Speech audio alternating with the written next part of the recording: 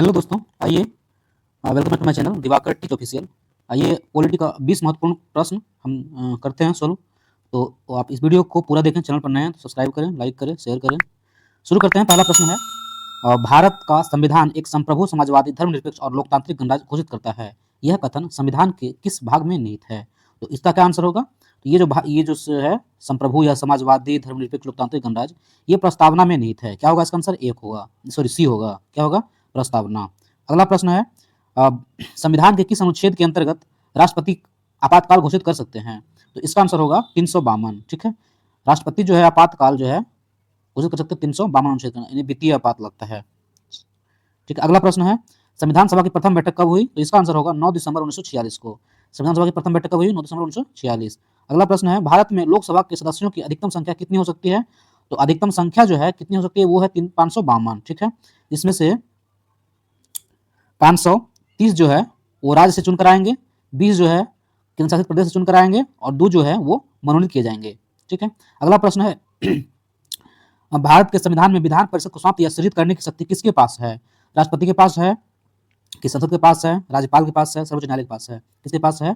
तो इसका आंसर होगा संसद, यानी बी आंसर होगा। ठीक है, और 169 अनुच्छेद के अंतर्गत ये शक्ति मिलती है संसद को। मूल अधिकारों को निलंबित करने का प्रावधान किस अनुच्छेद में दिया गया है?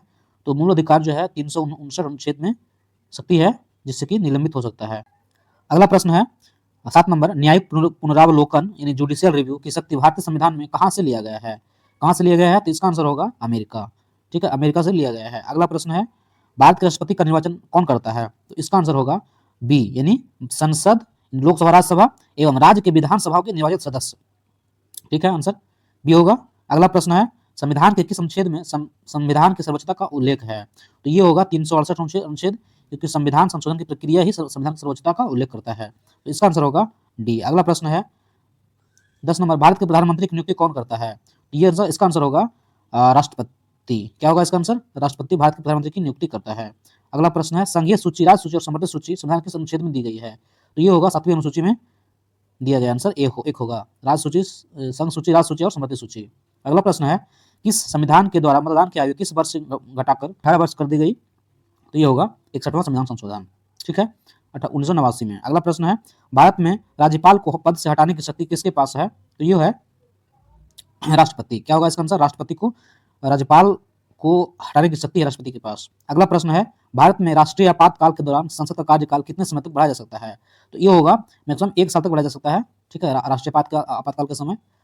अगला प्रश्न है 15 नंबर, संविधान का कौन सा भाग राज्य नीति निर्देशक तत्वों से संबंधित है? ये होगा भाग 4 जो है, इसमें है राज्य के नीति निर्देशक तत्व वर्णित है। अगला प्रश्न है, भारतीय संविधान का संरक्षक कौन होता है?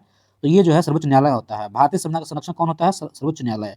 अगला प्रश्न है, लोक लेखा समिति यानी पब्लिक अकाउंट्स कमेटी का अध्यक्ष कौन होता है? तो ये विपक्ष का नेता होता है। कौन होता है? विपक्ष का नेता। अगला प्रश्न है, भारत का महालेखाकार एवं नियंत्रक महालेखा परीक्षक यानी कैग किसके प्रति उत्तरदायी होता है?